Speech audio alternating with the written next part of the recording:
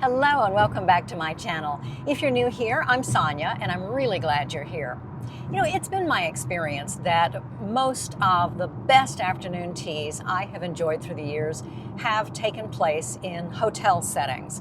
And it's why I'm really excited to be headed into downtown Dallas today for the Hotel Swexan. Now, the Swexan has been open, I think it opened only about 2 years ago, so I've not been there, but they do a weekend afternoon tea.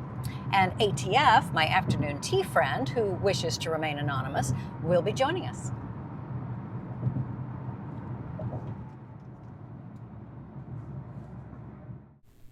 Technically, it's considered uptown Dallas, the Harwood district, that the Swexan calls home.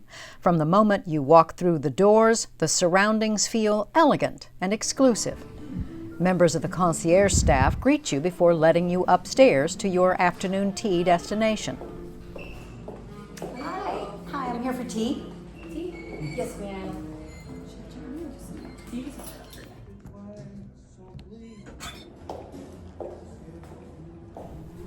The Leone restaurant is on the 20th floor. Walking past the gorgeous rooftop swimming pool, down an open corridor to the restaurant, you feel as if in another place, one of exquisite relaxation.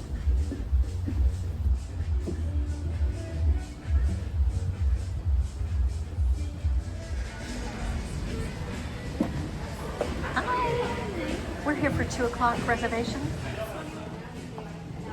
ATF and I were delighted to see we were seated next to the floor-to-ceiling windows with a beautiful view of Dallas. I just read that we have On offer today is the summer afternoon tea, a traditional menu of savories, scones, and desserts, of course. The tea options are black, green, and herbal, and a bit of bubbly is also available if you like. Okay. Thank you. Our tea came out very quickly. I ordered the Earl Grey tea, while ATF opted for the herbal tisane. Our server suggested we let it steep a few minutes while she put the tea stand in place next to our table.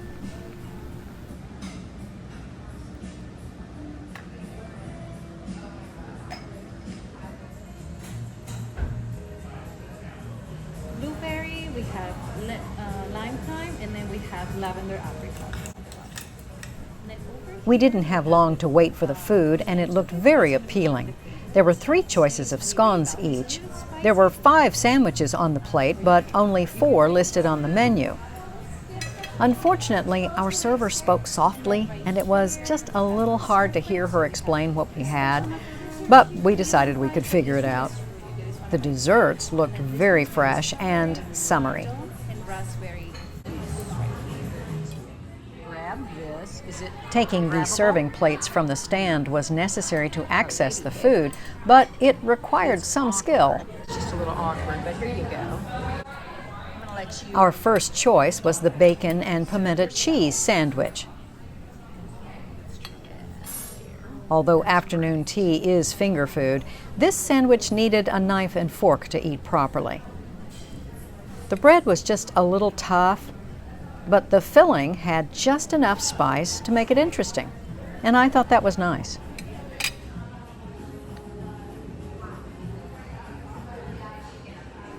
Next was supposed to be a chicken salad on open croissant, but tasted and looked more like egg salad. Topped with a strawberry, it was an odd pairing, but tasty.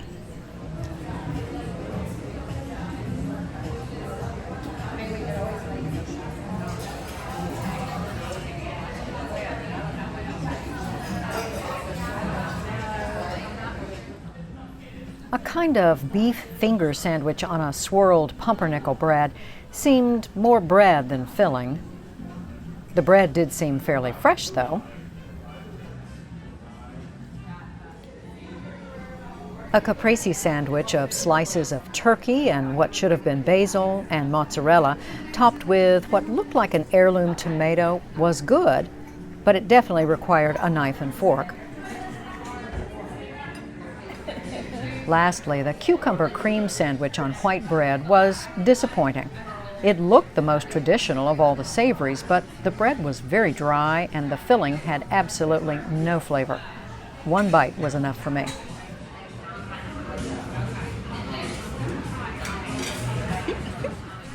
Moving on to the scones, as I mentioned, there were 3 kinds for each of us. The first we chose was lemon thyme.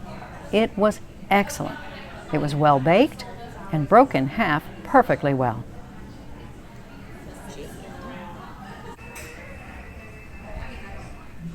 Next was an apricot lavender scone. We could see pieces of apricot, but didn't really taste it. There was a sort of mild lavender finish with each bite, but thankfully it was not overpowering. Blueberry chamomile was the third scone. We could see that a generous sprinkling of large berries had been baked into the batter, but they really weren't that flavorful. It's been my experience smaller wild blueberries would be tastier.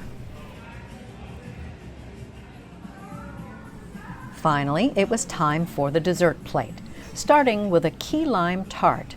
It was very tasty and lent to that summer feeling of the titled summer afternoon tea.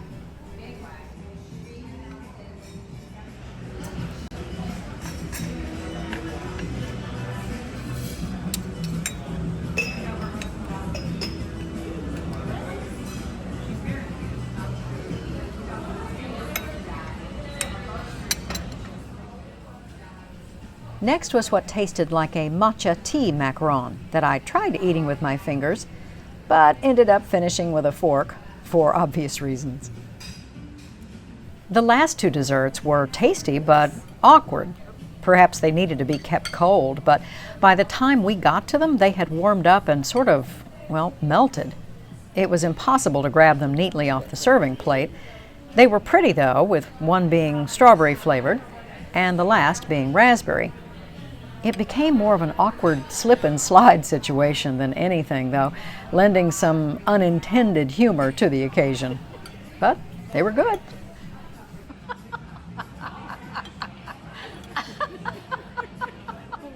So, back home now, what do we think about that? Well, let's look at the pros and cons.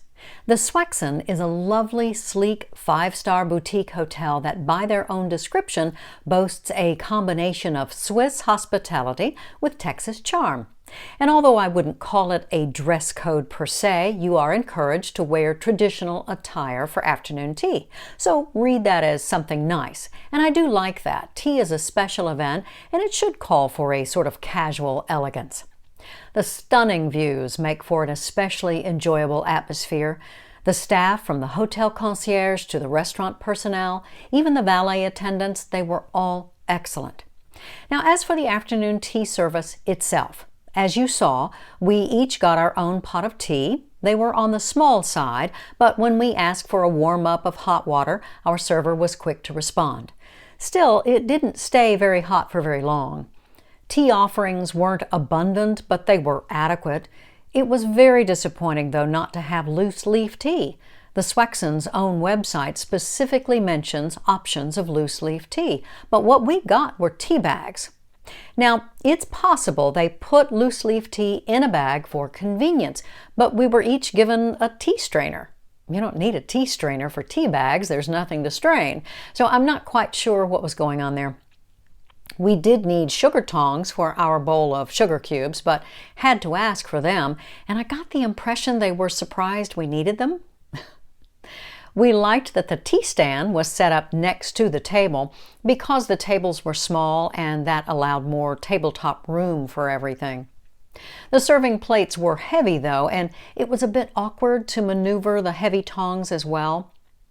Now, when it came to the food, many of the savories seemed to pair unusual flavor combinations, but for the most part, they seemed to work. Strangely enough, the cucumber sandwich had no seasoning at all, and it just fell flat.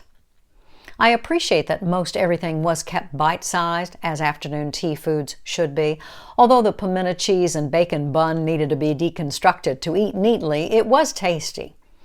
The size of the scones were perfect, and they broke apart well. Of the three kinds, the lemon flavor was our favorite, followed by the blueberry for taste, but the lavender was pretty flavorless. And I know baked goods usually contain a little salt, but we could actually taste it. To accompany the scones, the menu lists orange curd, raspberry marmalade, and Devonshire cream. Now, ATF and I looked forward to that because Devonshire cream is just another name for clotted cream. It's simply made in the English county of Devon instead of Cornwall. And we thought, great, they've got clotted cream. Only this was not clotted cream. It might have been an attempt at something called mock Devonshire cream, which I have seen recipes for, but this was nothing more than just flavored whipped cream. The raspberry marmalade was very good. So moving on to the desserts, which were perfectly bite-sized. They looked very pretty, but as you saw, a couple of them turned out rather awkward to pick up. Most of it needed to be eaten with a fork, which was fine, but just getting some of them off the serving plate proved to be a challenge. Now for all this, the price is $85 per adult. There is a $35 children's menu, and there is a 20% gratuity automatically added to the bill. That price does include free valet parking, but you'll want to tip them, of course. The reservations plus your prepayment is all made online through a reservation app. You can also leave information there for any dietary restrictions you might have. So, overall, from our experience, I'm giving this a solid 3 out of a 5 rating. With a few critical improvements, it could earn a 5 out of 5. Staff and atmosphere are wonderful. But from what we had, the food and overall tea experience, not so much. And there you have it, afternoon tea at the Hotel Swexan in Dallas. I hope you enjoyed this video. If you did, hit that thumbs up button to give it a like, and consider subscribing for more afternoon tea videos. Until next time, bye-bye.